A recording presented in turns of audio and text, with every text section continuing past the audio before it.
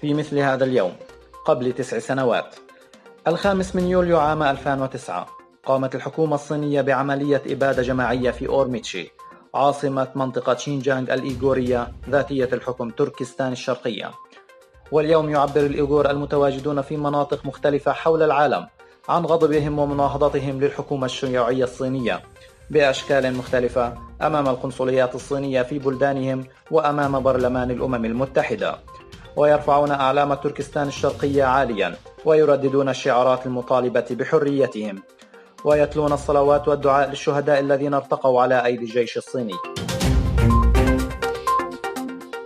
واصلت حكومة الحزب الشيوعي الصيني توسيع نطاق أعمالها في كازاخستان، وقامت بسياسات التفرقة العرقية في كازاخستان، مما أدى إلى حدوث موجات غضب واستياء شديد من قبل السكان المحليين. وبسبب توسع دائرة الاحتجاجات هرب معظم العمال الصينيين من الشركات الصينية إلى الصين خوفا من تعرض حياتهم للخطر.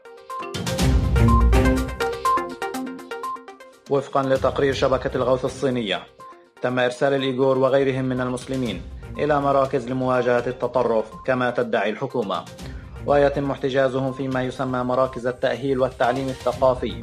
وقد أصدرت الحكومة الصينية أسلوبا جديدا، وهو فرض الاختبارات على السجناء على 3 مراحل لتغيير معتقداتهم الدينية الإسلامية وترسيخ المعتقدات الشيوعية الصينية في عقول السجناء.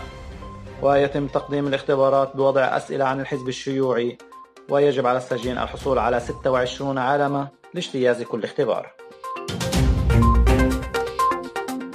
دعت الحكومة السورية إلى عودة أولئك الذين غادروا البلاد نتيجة الحرب والأعمال الإرهابية، وطلبت وزارة الشؤون الخارجية السورية من الأشخاص الذين غادروا سوريا بالعودة إلى بلدهم لأنه تم القضاء على الإرهاب في البلاد.